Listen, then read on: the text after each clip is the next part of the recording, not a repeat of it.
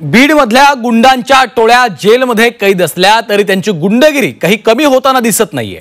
संतोष देशमुख हत्या प्रकरणात अटकेत असलेला आरोपी सुदर्शन घुलेनं महादेव गित्तेला जेलमध्येच धमकी दिली अशी माहिती महादेव गित्तेच्या पत्नीने दिली आहे। महादेव गित्ते हा बापू आंधळे हत्या प्रकरणामध्ये जेलमध्ये आहे। पाहूयात। जेलमध्येही बीडच्या टोळ्यांचा गुंडाराज। सुदर्शन घुलेची जेलमध्येच महादेव गित्तेला धमकी।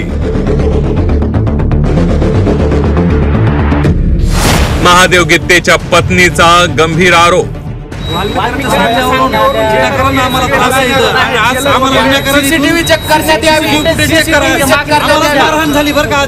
बीडमधील गुंडांच्या जंगलराजच्या घटना दिवसेंदिवस वाढताना दिसतात। यातील काही टोळ्या या जेलमध्ये कैद आहेत। आता जेलमध्ये कैद असलेल्या टोळ्यांमध्ये राडा होताना दिसतोय।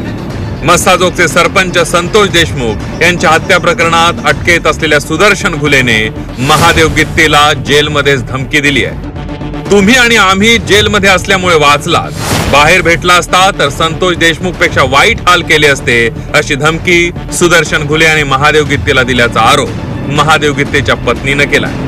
या प्रकरणी महादेव गित्तेच्या पत्नीनं बीडच्या पोलीस अधीक्षकांची भेट घेतली।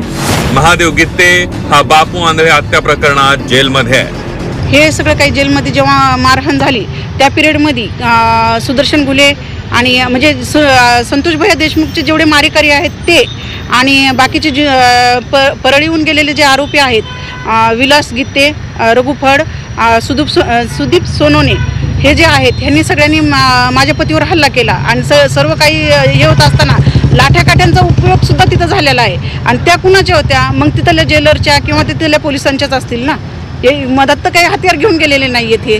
मग ते तिथलं म्हणजे सगळं माहिती होतं। 3 दिवसापासून प्री प्लॅनिंग सगळी काही झालेली होती आणि याची CCTV फुटेजची मागणी करते तर मग का येत नाहीयेत? महादेव गित्ते सोबत जेलमध्ये असलेल्या राजेश नेहरकरनेही जेलमध्ये आपल्याला मारहाण झाल्याचं फोन करून सांगितलं होतं अशी माहिती राजेश नेहरकरच्या पत्नीने दिली आहे। वाल्मिक कराडच्या सांगण्यावरून ही मारहाण झाल्याचा आरोपही महादेव गित्ते आणि नेहरकरच्या पत्नींनी केला आहे।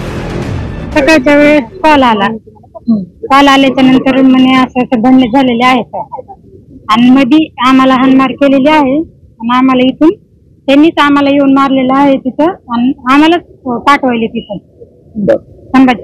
आणि ह्याच्या अगोदर बी आमच्या घरी येऊन हाणमार झालेली आहेत आम्हाला। जेल बाहेर असताना संपूर्ण बीड जिल्ह्यात वाल्मिक कराडची दहशत होती। मात्र महादेव गित्तेच्या पत्नीने केलेल्या आरोपांनंतर जेलमध्येही वाल्मिकची दहशत आहे का असा प्रश्न निर्माण झालाय आणि जर असं असेल तर जेल प्रशासनाला याचं उत्तर द्यावं लागेल। विशाल करोळे, झी 24 तास, छत्रपती संभाजीनगर।